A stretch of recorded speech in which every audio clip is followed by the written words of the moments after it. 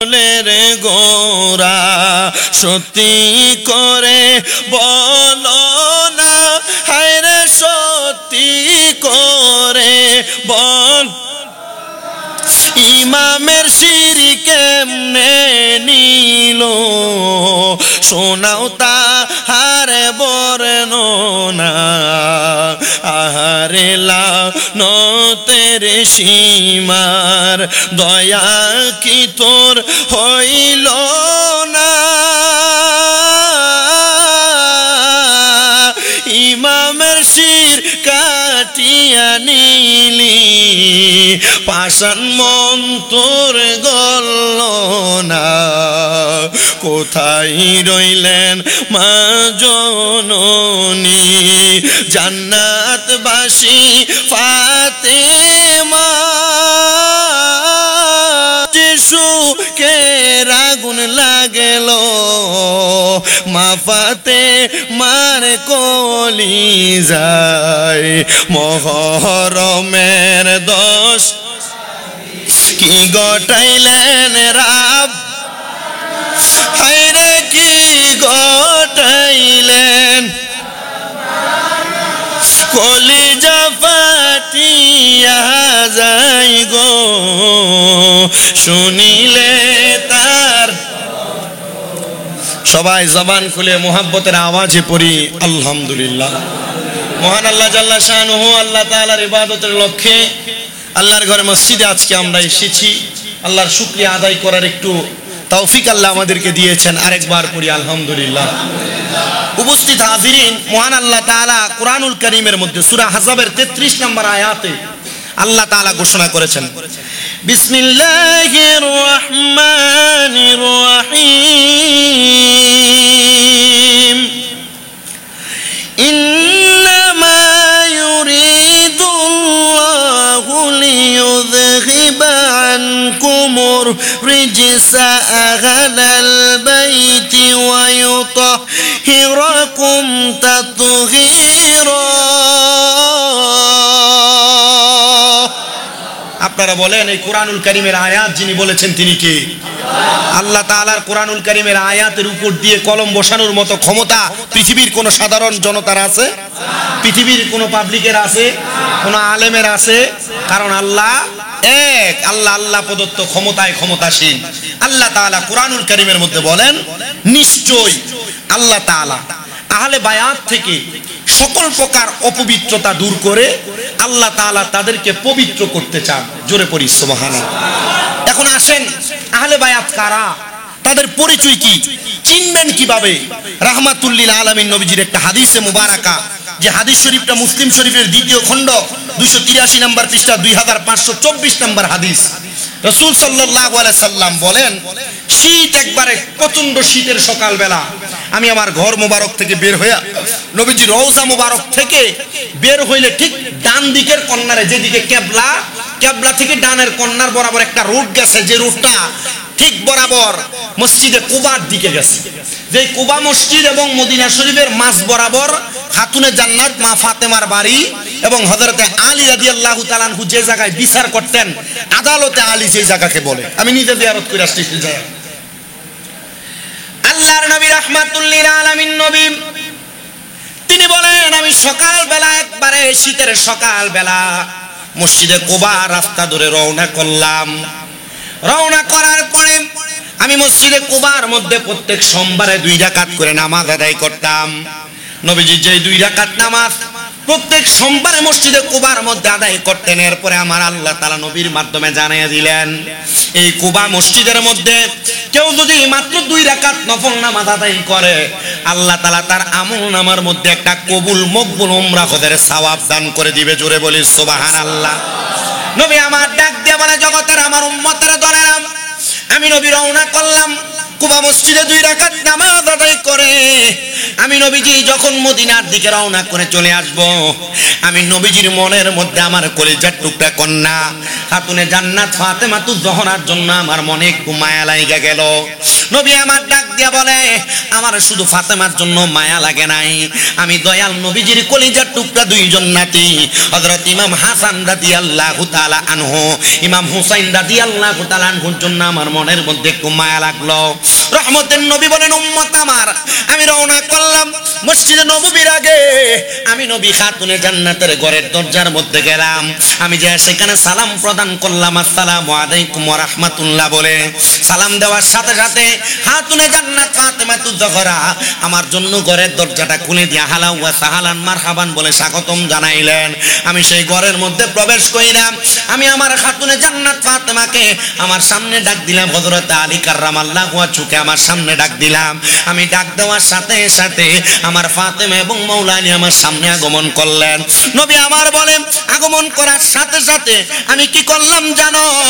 মিরতুম মুরাহালুন مرحل من شعر أسود فجاء الحسن بن علي فدخله ثم جاء الحسين بن حسين فدخله معه ثم جاءت فاطمة فدخلها ثم جاء علي فدخله ثم قال إنما يريد الله ليذهب عنكم الرجس أهل البيت ويطهركم تطهيرا।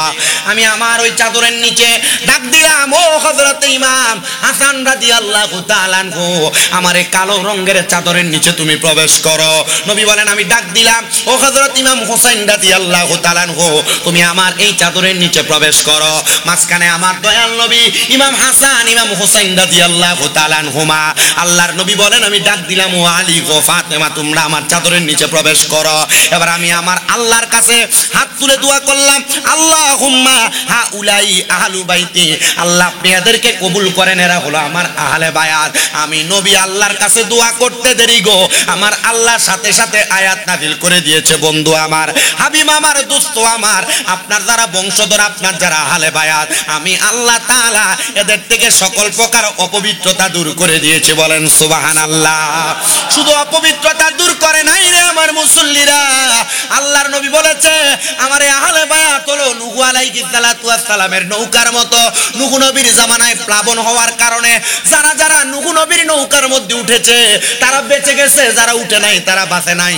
আমার উম্মতের মধ্যে যারা যারা আমার আহলে বায়াতকে ভালোবাসে, ইমাম হাসান আর হোসেনকে ভালোবাসবে, আমি নবী ঘোষণা করে দিলাম এরা নূহ নবীর নৌকার মতো তারা বেঁচে যাবে, তারা মুক্তি পেয়ে যাবে।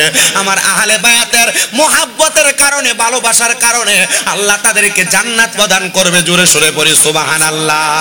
নবী আমার মনে দুনিয়ার মানুষ শুধু তাই নয়, আল্লাহর নবীর মুসনাদে আহমদের মিশকাতুল মাসাবির 573 নাম্বার পৃষ্ঠার মধ্যে একটা হাদিস বর্ণনা।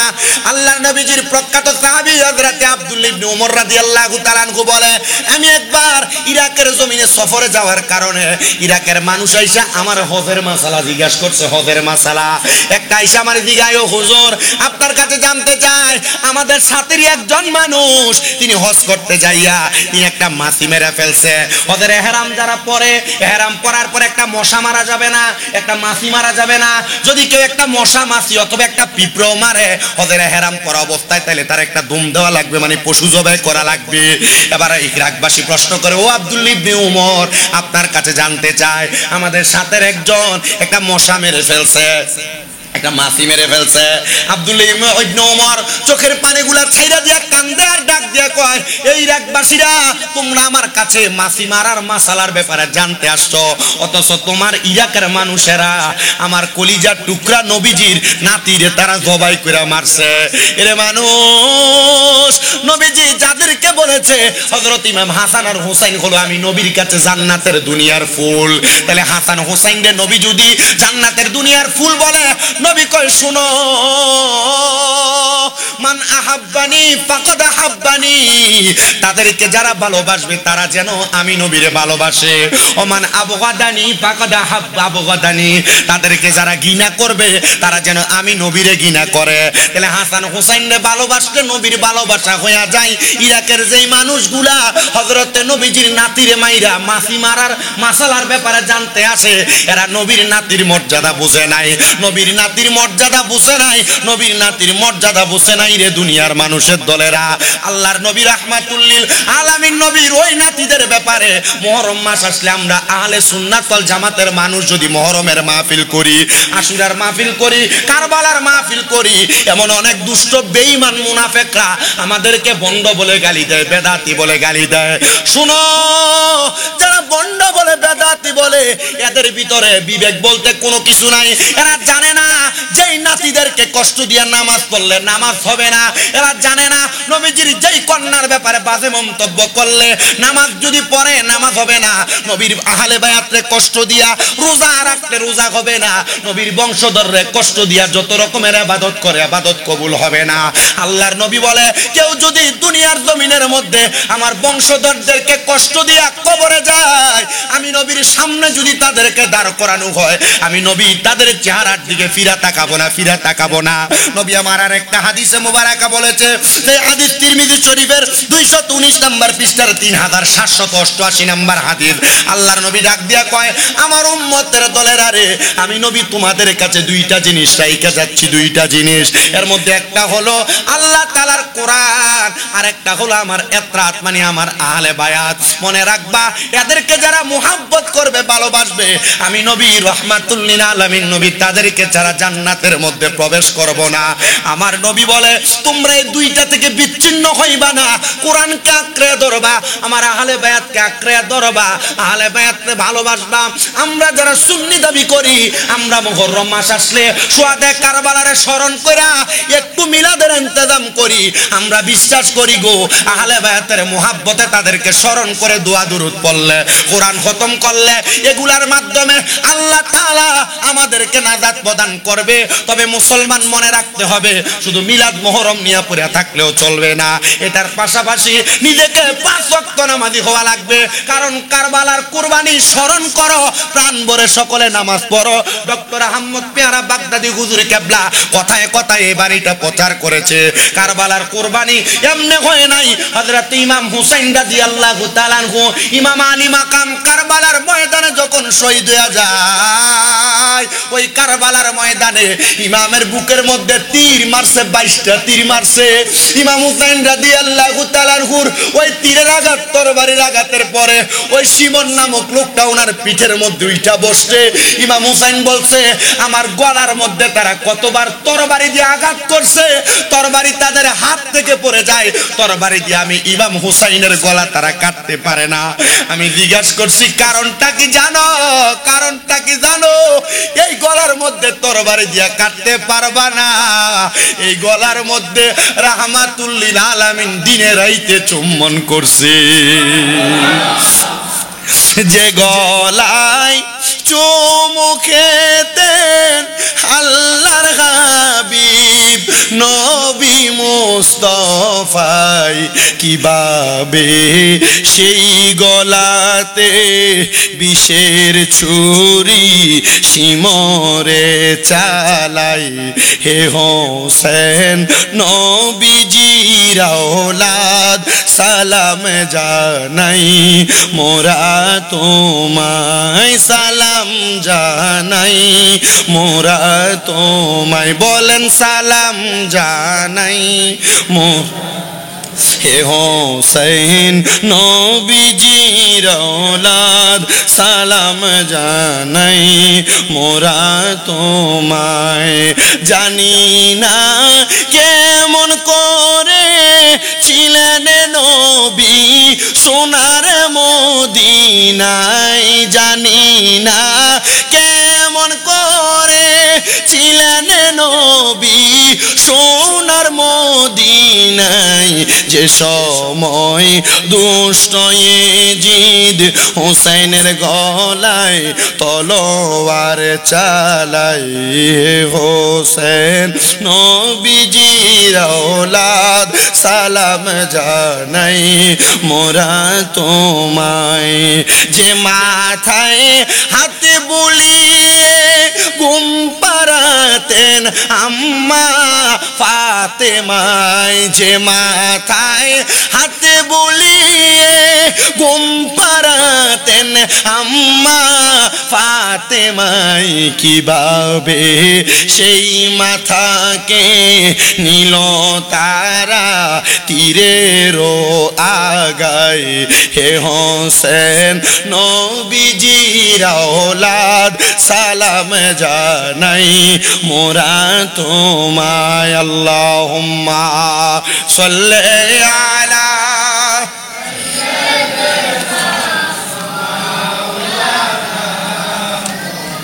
ওয়ালা আলি সাইয়্যিদিনা সবাই মোহাব্বতের আওয়াজে দুরূদ শরীফ পড়ি আল্লাহুম্মা সাল্লি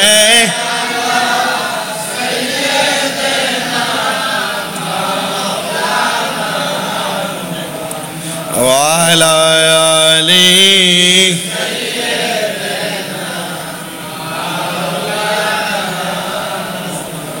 মুহররমের 10 তারিখে কি ঘটাইলেন রব্বানা কলিজা ফাটিয়া যায় গো শুনিলে তার ঘটনা আল্লাহ সব খালি ওই সময় চেতাই লইতেন ঘুরে নাম নেই নিজেরা করন জানা কিছু ওয়ালা আলি সাইয়্যিদিনা আমার মুসলমান ইমানদারেরা মনোযোগ দিবেন ইমাম হুসাইন পাক রাদিয়াল্লাহু তাআলা আনহুর গর্দান মোবারক যখন আলাদা করার জন্য সিমন ওনার পিঠের মধ্যে বসেছিলেন ইমাম হুসাইন বলছেন আমার গর্দান তোমরা কাটতে পারবা না কারণ আমার গলা মোবারকের মধ্যে আমার নানা দিনের রাইতে চুমু খাইছে কারণ রহমতের নবীর ঠোঁট মোবারক যে এই জায়গার মধ্যে লাগছে এই জায়গা তরবারি দিয়া কাটা যাবে না জোরে পড়ি মারহাবা তবে কাটতে পারবা আমি 2 রাকাত নামাজ আদায় করব সেই সময় পর্যন্ত অপেক্ষা করো ইমাম আলী মাকাম ইমাম হুসাইন রাদিয়াল্লাহু তাআলা আনহু 2 রাকাত নামাজের জন্য নিয়ত করে দাঁড়াইছেন 1 রাকাত নামাজ পড়ছেন দ্বিতীয় রাকাতে রুকু দিতেন একটা সাজদা দিবেন ইবনে জিয়াদ নামক লোকটা দূর থেকে ডাক দিয়ে কয় ও আমার এজিদের দলেরা তোমরা যে ইবনে হযরত ইমাম হুসাইনকে তোমরা নামাজের সুযোগ দিলা ইমাম হুসাইন 2 রাকাত নামাজ যদি পরিপূর্ণভাবে শেষ করতে পারে আল্লাহর কসম করে বলি ইমাম হুসাইনের তরবারি থেকে তোমরা কেউ বাঁচতে পারবা না কারণ মুসলমানের শক্তি হলো আল্লাহু আকবরের ধ্বনি ইমাম হুসাইন রাদিয়াল্লাহু তাআলা আনহু নামাজরত অবস্থায় দ্বিতীয় সাজদার মধ্যে যাবে ওনার গর্দানটা আলাদা করে ফেলছে আর হযরতে আব্দুল ইবনে আব্বাস রাদিয়াল্লাহু তাআলা আনহু একটা হাদিস বর্ণনা করে তিনি বলে যেদিন 10 মুহররম ইমাম হুসাইন রাদিয়াল্লাহু তাআলা আনহু কুফা নগরীতে কারবালার মধ্যে আমি আব্দুল ইবনে আব্বাস কাবা শরীফের হাতিমে কাবার সাথে হেলাম দিয়ে একটু ঘুমাইছিলাম আসরের নামাজের পরবর্তী সময়ে আমি তাকায়া দেখলাম আমার নবীজির মাথার মধ্যে কোনো টুপি নাই আমার নবীজির বাবরির চুলগুলো এলোমেলো দেখা যায় নবীজির ঠোঁট মোবারকের মধ্যে ধুলাবালি আর রক্ত দেখা যায় আমার নবীজির হাতের মধ্যে একটা পেয়ালা জিজ্ঞাসা করলাম ইয়া রাসূলুল্লাহ ইয়া হাবিবাল্লাহ আপনি নবীর মুখমণ্ডল আপনি নবীর ঠোঁট মোবারকের মধ্যে কেন ধুলাবালি দেখা যায় আমার নবীজি আমি আব্দুল ইবনে আব্বাসকে বলেছে এরে আব্দুল ইবনে আব্বাস কেন ধুলাবালি দেখা যায় কেন রক্ত মোবারক দেখা যায় জানোনি কারণটা হইল এই মুহূর্তে কারবালার ময়দানের মধ্যে আমার ইমামের গর্দান আলাদা করে দিয়েছে আমি নবীজি যে ইমামের ঠোঁটের মধ্যে গলার মধ্যে চুম্বন করতাম আমি রাহমাতুল লিল আলামিন নবী রওজা মুবারক থেকে ইমাম হুসাইনের ঠোঁট মুবারকের মধ্যে চুম্বন করেছি এইজন্য ইমামের ধুলো মাখাওয়ালা ঠোঁটের ধুলাবালিগুলো আমি নবীজির মুখে দেখা যায় ইয়া রাসূলুল্লাহ ও মায়ার নবী আপনার হাতের মধ্যে একটা পেয়ালা দেখা যায় এই পেয়ালাটা কিসের পেয়ালা আপনি নবী একবার বলেন না নবী আমার ডাক দিয়া কয় ও আব্দুল ইবনে আব্বাস এই পেয়ালার মধ্যে ইমাম হুসাইনের রক্ত মুবারকগুলা আমি নবী কাছে কাছে এমন ভাবে নিতেছি কারণ আমার আল্লাহ তাআলা আমি নবীকে ওয়াদা করেছে আমি নবীকে বলেছে ইমাম হুসাইন কারবালার ময়দানে শহীদ হয়ে গেলে উনার যত ফোঁটা রক্ত মুবারক মাটির মধ্যে পড়বে প্রত্যেক ফোঁটা রক্ত মুবারকের বিনিময়ে আমি নবীজির লক্ষ লক্ষ কোটি কোটি গুনাহগার উম্মতরে আমার আল্লাহ মুক্তি দান করবে। জোরে পড়ি সুবহানাল্লাহ। ও বাবা, যে ইমাম হুসাইনের রক্ত মুবারকের বিনিময়ে আল্লাহর নবীজির লক্ষ কোটি গুনাহগার উম্মতরে আমার আল্লাহ তাআলা মাফ করে দিবে। আমরা মুসলমান হইয়া আমাদের তো গুনার অভাব নাই, ওই ইমাম হুসাইনকে বেশি বেশি স্মরণ করার দরকার আছে না নাই? কথা কয় না, দরকার আছে না নাই? ওই ইমাম হুসাইনকে বেশি বেশি স্মরণ করলে আমরা লাভ হবে না লস হবে? বাবা বেশি কিছু না, নামাজ শুরু হওয়ার আগ মুহূর্তে ইমাম হুসাইনের পাকের স্মরণে দৌলতপুর মসজিদের মধ্যে একটু মিলাদ দোয়ার ইন্তজাম হবে। একজন শুধু দাঁড়ায় করবেন, হুজুর বেশি না, একজন। আমি একটা বস্তা চাউল 10 মুহররমের মাহফিলের জন্য আমি একজন দিয়া দিব। আমার আম্মা নাই, আম্মা কবরে, আম্মা বাইসা থাকলে আমি আমার আম্মার জন্য একটু খানার ব্যবস্থা করতাম। একজন বলবেন 10 মুহররমের মাহফিলের জন্য শুধু একটা বস্তা চাউল দিবেন। আসেননি কেউ? একজন শুধু দাঁড়ায় এখন তো হুজুর আমার আম্মা আব্বা কবরে, আম্মা আব্বার জন্য দোয়া চাই, আল্লাহ যেন আমার আম্মা আব্বার কবরে জান্নাতি খানার ব্যবস্থা করে দেয়। মারহাবা, মারহাবা কন। নাম নাকি তা কাকার? হ্যাঁ, আনোয়ার কাকা। মারহাবা। আমরা আনোয়ার কাকা এক বস্তা চাউল দিবে। চাউল কি আর বেশি লাগবে না? এক বস্তা হইব নি? আলহামদুলিল্লাহ কন। 10 মুহররম এটা আপনারা সবজি খিচুড়ি করবেন, ঠিক আছে? এটা নি, হ্যাঁ দেন, এটা পাঠান। আরেকজন আসছে, এটা দিয়ে সবজিটা কিনে নেবেন। আমরা আলামিন ভাই ওনার ছোট ছেলেটার জন্য দোয়া চাই সব সময়। এই ফোলাটা মারহাবা, মারহাবা, আল্লাহ কবুল করুক। এই 500 দিয়ে আপনারা সবজি কিনে নেবেন, হইব নি? একবার দেখিতে চাই নূরের সূরাতে ডাকিবারে বার নবীজি আল্লাহ আল্লাহ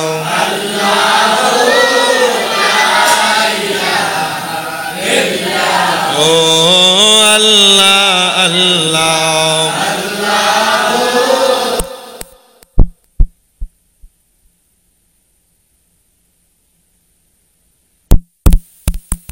তাহার নূর, সেই নূরেরই নাম রাখেন আল্লাহ মুহাম্মদ রাসূল নবীজি আল্লাহ।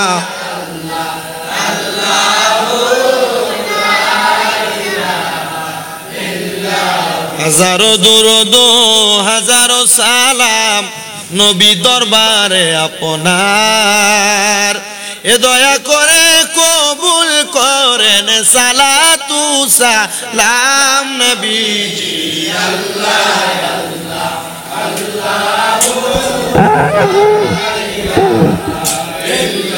ইয়া নবী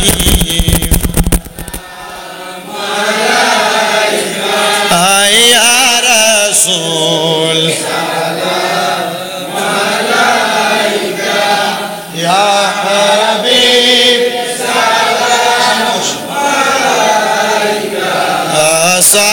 সালাওয়াত ইয়া শাফিউল মুযনিবিন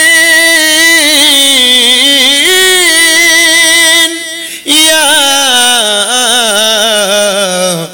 রাহাতাল আশিকিন। নবী গো আমরা মরণে থাকিব একা, হাসরে উঠিব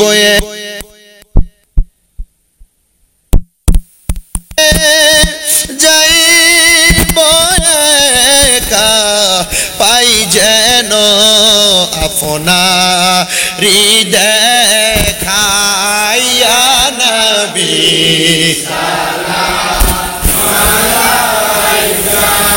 ইয়া রাসূল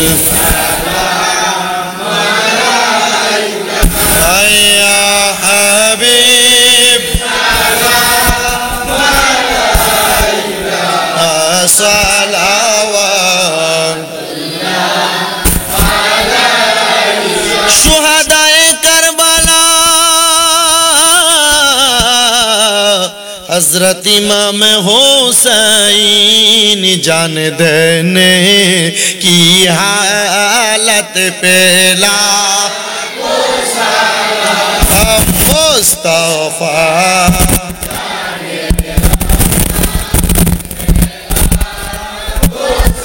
लाम शम्ह है मज में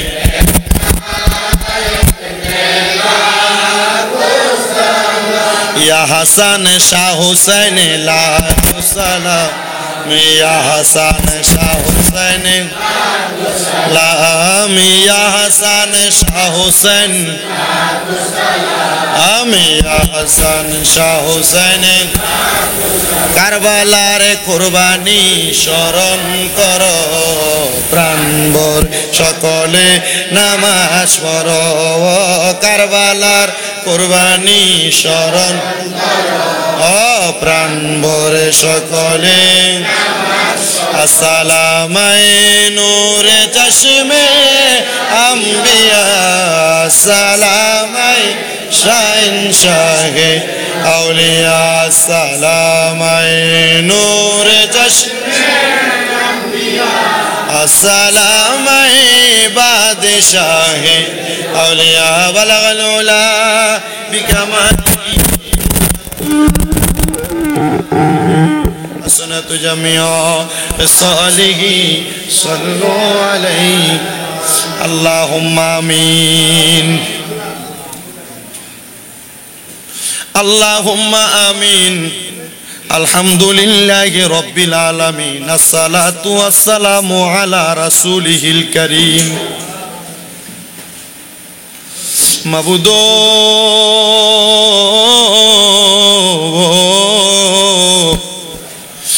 মাবুদো ও দয়াল আল্লাহ একটু রহমতের নজর কইরা তাকিয়া দেখেন গো আল্লাহ মুহররম মাসের দ্বিতীয় জুমার নামাজ আদায় কইরা এই দৌলতপুর জামে মসজিদের আমার আল্লাহ বিশেষ করে দাড়ি পাকা মুরব্বীরা যুবক নওজোয়ান ভাইয়েরা ছোট ছোট মাসুম বাচ্চারা পর্দার অন্তরালে আমার কত মা বোনেরা হাত বাড়াইছে আল্লাহ প্রত্যেকের মুনাজাত তোমার দরবারে কবুল আর মঞ্জুর কইরা নাও আল্লাহ তুমি যদি আমরারে মাফ কইরা দাও আল্লাহ কারোর কাছে কোনো জবাব দেওয়া লাগবে না যদি রহমত দিয়া ভরপুর কইরা দাও আল্লাহ তোমার রহমতের কোনো কমতি হবে না রহমানুর রহিম নামটি তোমার আল্লাহ আছে আমরার জানা সেই নামে রুসিলাই গো গুনাহ করে দাও ক্ষমা গুনাহ করছি অন্যায় করছি আল্লাহ মাফ চাই তোমারই দরবারে দয়া কইরা মাফ কইরা দাও নূর নবীর খাতিরে মাবুদো আজকের মুনাজাতে কে জানি হাত বাড়াইছে কার জানি জগতের মধ্যে আব্বা নাই যেই বাবা দুনিয়ার জমিনে বড় কষ্ট করে আমরারে মানুষের মতো মানুষ করছে এমন আব্বা যাদের অন্ধকার কবরে রে আল্লাহ আব্বার কবর জান্নাতের বাগান বানায়া দাও দয়াল রে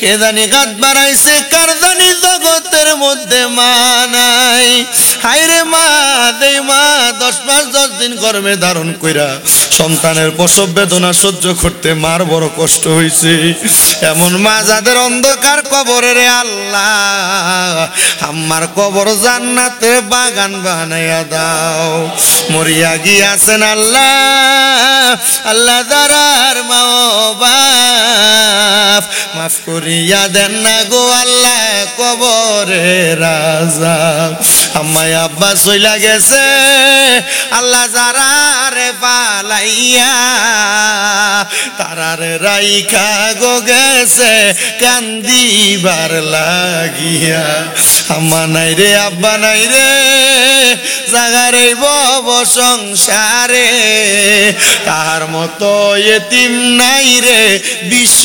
ভুবনে আল্লাহ আমার আব্বা জান জনাব সাহেব আলী সাহেবের আম্মা আব্বার জন্য দোয়া চাইছে আল্লাহর আম্মা আব্বারে তুমি কবুল মঞ্জুর করে নাও জনাব আব্দুল শুকুর সাহেবের আম্মা জানের মৃত্যুবার্ষিকী উনি দোয়া চাইছে ওনার বোনের মৃত্যুবার্ষিকী দোয়া চাইছে আল্লাহ ওনার সন্তানটাও মাঝে মাঝে আইসা দোয়া চায় আল্লাহ আব্দুল শুকুর সাহেবের আম্মার কবরটারে নাজাতের ফয়সালা করো ওনার বোনের কবরটারে জান্নাতের বাগান বানায়া দাও বিশেষ করে ব্রাহ্মণপাড়া থেকে আমার একজন ভক্ত ওনার স্বামী ইন্তেকাল করেছে সন্তানেরা বিদেশ থেকে আসছে দোয়ার ইন্তজাম করছে আল্লাহ ওনার স্বামীর কবরটারে নাজাতের ফয়সালা করে দাও দয়াল রে এমন ভাবে যারা যারা দোয়া চায় প্রত্যেকের খাস দোয়া কবুল ও মঞ্জুর করো।